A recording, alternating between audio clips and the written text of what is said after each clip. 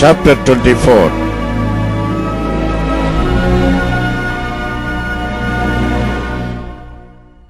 And after 5 days, Ananias the high priest descended with the elders and with a certain orator named Tertullus, who informed the governor against Paul. And when he was called forth, Tertullus began to accuse him, saying, Seeing that by thee we enjoy great quietness, and that very worthy deeds are done unto this nation by thy providence, we accept it always, and in all places, most noble Felix, with all thankfulness. Notwithstanding that I be not further tedious unto thee, I pray thee that thou wouldest hear us of thy clemency a few words. But we have found this man a pestilent fellow, and a mover of sedition among all the Jews throughout the world, and a ringleader of the sect of the Nazarenes, who also hath gone about to profane the temple, whom we took and would have judged according to our law. But the chief captain, Lysias, came upon us, and with great violence took him away out of our hands, commanding his accusers to come unto thee, by examining of whom thyself mayest take knowledge of all these things, whereof we accuse him. And the Jews also assented, saying that these things were so.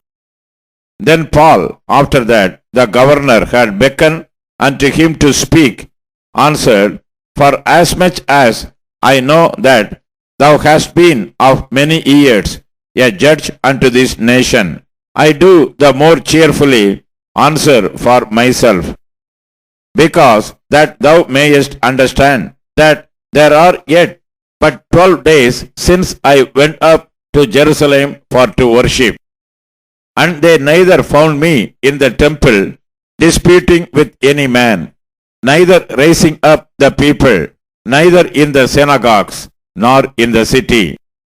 Neither can they prove the things whereof they now accuse me. But this I confess unto thee, that after the way which they call heresy, so worship I the God of my fathers, believing all things which are written in the law and in the prophets, and have hope toward God, which they themselves also allow, that there shall be a resurrection of the dead, both of the just and unjust. And herein do I exercise myself, to have always a conscience void of offense toward God and toward men. Now after many years I came to bring alms to my nation and offerings, whereupon certain Jews from Asia found me purified in the temple, neither with multitude nor with tumult. We ought to have been here before thee, an object, if they had aught against me.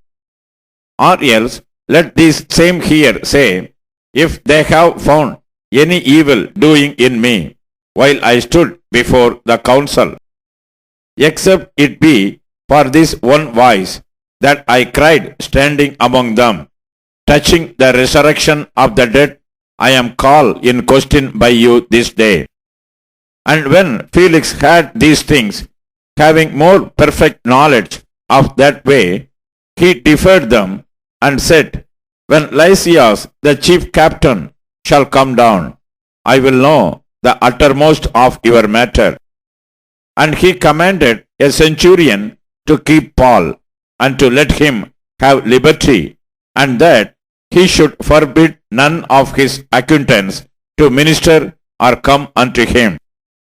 And after certain days, when Felix came with his wife Drusilla, which was a Jewess, he sent for Paul, and heard him concerning the faith in Christ.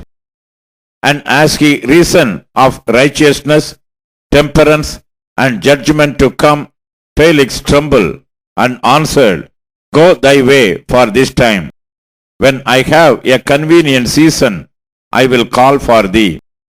He hoped also that money should have been given him of Paul, that he might lose him. Wherefore he sent for him the oftener and communed with him.